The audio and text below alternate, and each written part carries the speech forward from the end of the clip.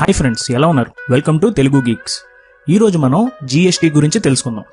అసలు జీఎస్టీ గురించి తెలుసుకోవాలంటే ముందు మనకి ట్యాక్స్ అంటే ఏంటో తెలియాలి. ట్యాక్స్ అంటే మనం గవర్నమెంట్ కి కట్టే డబ్బులు. అలా కట్టిన డబ్బుల్ని గవర్నమెంట్ తిరిగి మన కోసం ఖర్చు పెడుతుంది. అసలు ఈ ట్యాక్స్ అనేది మనం ఎందుకు కట్టాలి?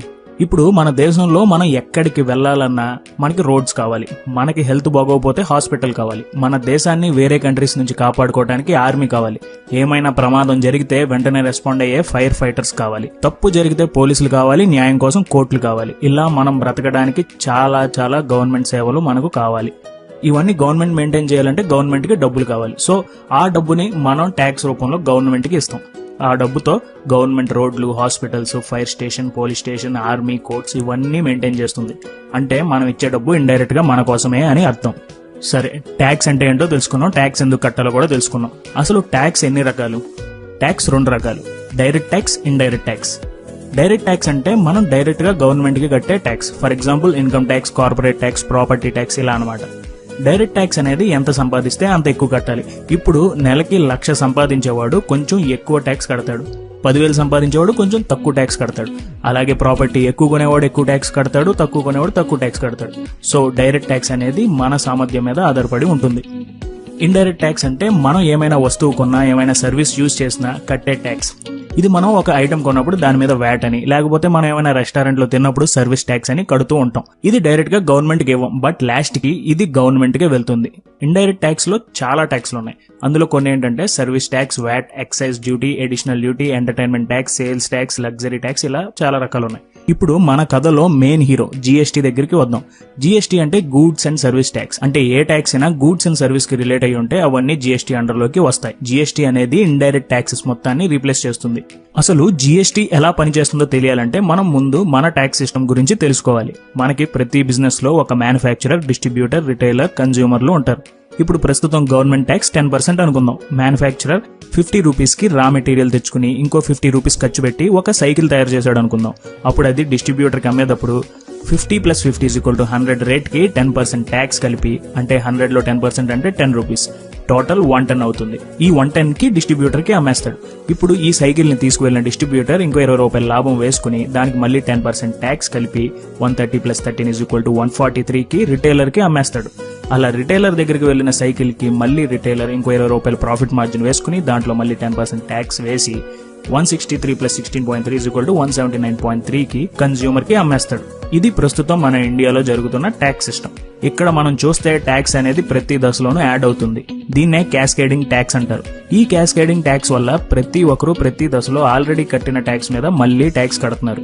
జీఎస్టీ దీనికి కళ్ళెం వేస్తుంది. ఎలా అంటే ఇప్పుడు ఇదే ఎగ్జాంపుల్ ని జీఎస్టీ వచ్చాక చూస్తే సేమ్ అలాగే రా మెటీరియల్ కాస్ట్ 50 కి మ్యానుఫ్యాక్చరర్ తెచ్చుకుని మళ్ళీ మ్యానుఫ్యాక్చరింగ్ కాస్ట్ వేసుకుని, అంటే 50 అనుకుందాం, టోటల్ 100 అవుతుంది.